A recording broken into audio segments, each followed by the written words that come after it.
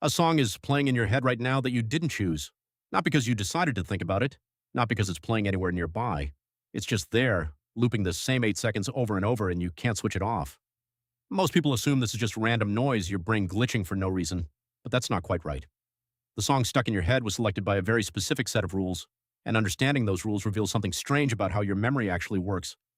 In 2001, a marketing researcher named James Kelleris at the University of Cincinnati surveyed hundreds of people about what he called stuck song syndrome. He found that almost everyone experiences it, and the songs that get stuck aren't random at all. They share a specific shape, simple, repetitive melodies, a medium tempo, and at least one small unexpected twist, a note that jumps somewhere you don't quite expect.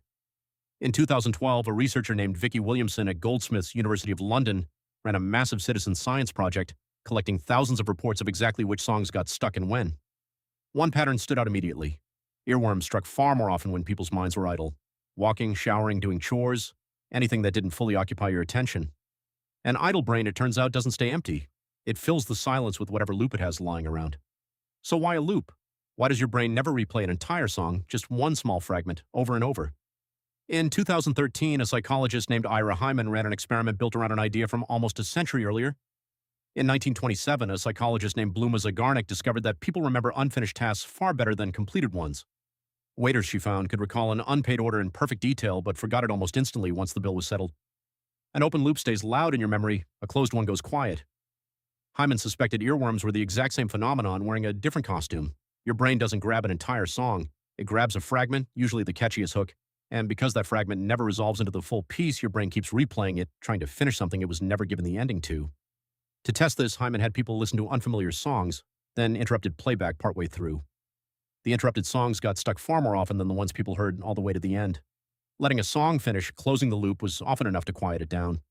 He also found that chewing gum reduced earworms significantly, not because of anything in the gum, but because the simple act of chewing occupies the same mental workspace your brain uses to silently rehearse a melody. This has a strange consequence for the world you actually live in now. Modern pop songs are increasingly built by producers who know exactly what triggers this loop. Choruses arrive earlier, hooks repeat more, engineered around one 15-second fragment built for platforms where that's the only part most listeners will ever hear. Some of them were built on purpose to exploit precisely the mechanism Hyman identified. So that song playing in your head right now didn't just randomly show up. Some part of your brain grabbed an unfinished fragment days ago, filed it away as incomplete, and it's been quietly trying to close that loop ever since. It isn't a glitch. It's the same instinct that makes an unpaid bill impossible to forget, running on a chorus instead of a check.